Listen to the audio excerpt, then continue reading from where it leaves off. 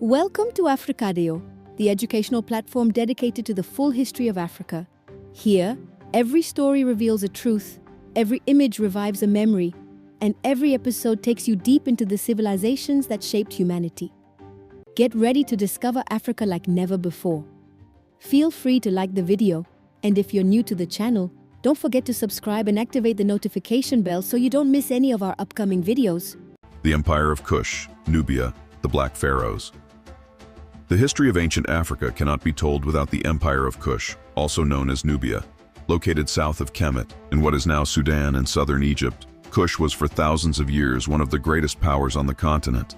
A black African kingdom, proud and sophisticated, whose influence shaped much of world history, yet its legacy remains largely unknown.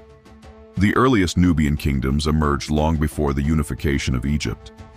Seti, considered by some historians to be the first kingdom in human history, already existed in Nubia with advanced political, military, and spiritual structures. It was here that knowledge of metalwork, sacred symbolism, royal rituals, cosmology, and social organization developed and later influenced Kemet profoundly. Contrary to the common idea of an Egypt dominating Nubia, the two civilizations lived in a complex relationship of exchange, alliance, conflict, and mutual influence.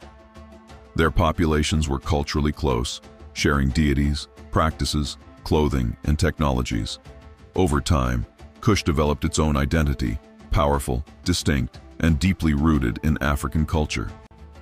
One of the most defining chapters of Kushite history unfolded in the 8th century BCE. While Egypt was weakened by political instability, Nubian kings unified their lands and expanded northward. King Pianki, a visionary ruler, led a decisive campaign, but unlike typical conquerors, he did not aim to destroy Egypt. He sought to restore order and revive the ancient principles of Ma'at. His reign marked the start of the 25th dynasty, known as the Dynasty of the Black Pharaohs. Under Pianki, followed by Shabaka, Shabitku, and especially Taharka, Egypt regained political stability, cultural renaissance, and spiritual renewal. Taharka, one of the most famous Black Pharaohs, was known for his immense architectural projects, temple restorations, and military leadership against the Assyrians. His name even appears in the Bible, highlighting his historical significance. The Kushite rulers were not foreign invaders imposing a new culture. They viewed Egypt as a sister civilization that needed balance restored. Their spirituality, deeply African, revitalized temples, rituals, and sacred sciences. Under their dynasty, art, architecture, education, and priestly traditions flourished. But the power of Kush did not end with its rule over Egypt. After the fall of the 25th dynasty, the kingdom shifted south and established its capital at Meroe.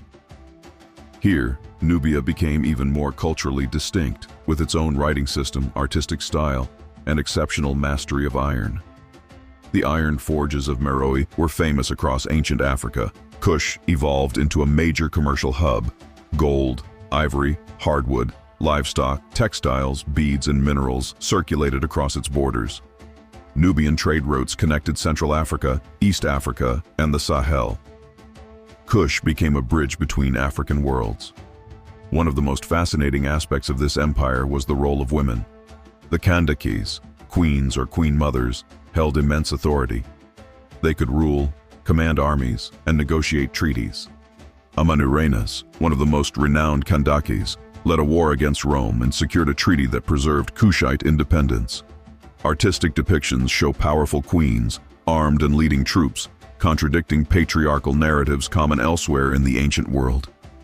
Nubian art too stands out. Statues, pyramids, temples, and jewelry reflect a unique, expressive, vibrant style. The rulers of Meroe built dozens of pyramids, smaller and sharper than those of Giza, but elegant and spiritually significant. They express a deep, continuous cultural identity. Despite its greatness, the Empire of Kush declined due to soil exhaustion, conflicts with Axum, and changing trade networks. But its legacy remains undeniable. The ties between Kemet and Kush, the Black Pharaohs, the warrior queens, and the cultural achievements of Nubia form a crucial chapter in African history.